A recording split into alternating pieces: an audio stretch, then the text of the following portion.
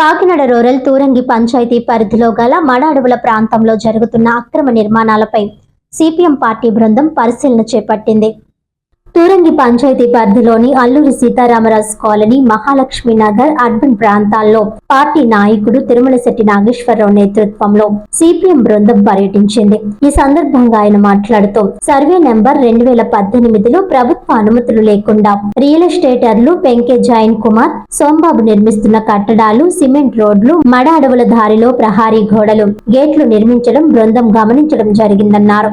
నోటీసులు ఇచ్చినా స్పందించకపోవడం, ప్రభుత్వ యంత్రాంగం నిర్లక్ష్యంపై తీవ్ర ఆవేదన వ్యక్తం చేశారు. మడ అడవులను, ప్రభుత్వ భూములను రక్షించేందుకు తక్షణ చర్యలు తీసుకోవాలని జిల్లా కలెక్టర్ ను పార్టీ డిమాండ్ చేసిందన్నారు.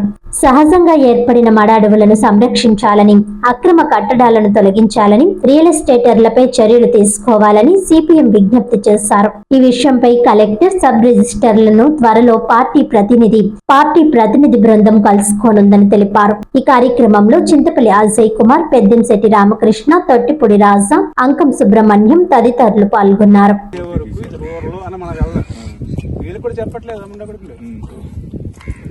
వాడు చెప్పట్లే మూర్తి ఎప్పుడైతే తీసాడో అప్పుడు సర్వే నెంబర్ తీసుకుని దాని ఆధారంగా లైట్ హౌస్ కట్టారు.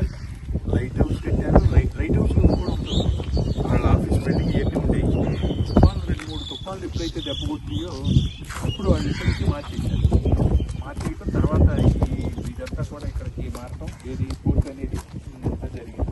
ఇప్పుడు ఈ మడాడులన్నీ కూడా యాక్చువల్గా ఇక్కడ అవన్నీ కూడా వెళ్తుంటే కోరింగ్ అవతల చెరువులు ఉన్నాయి కదా,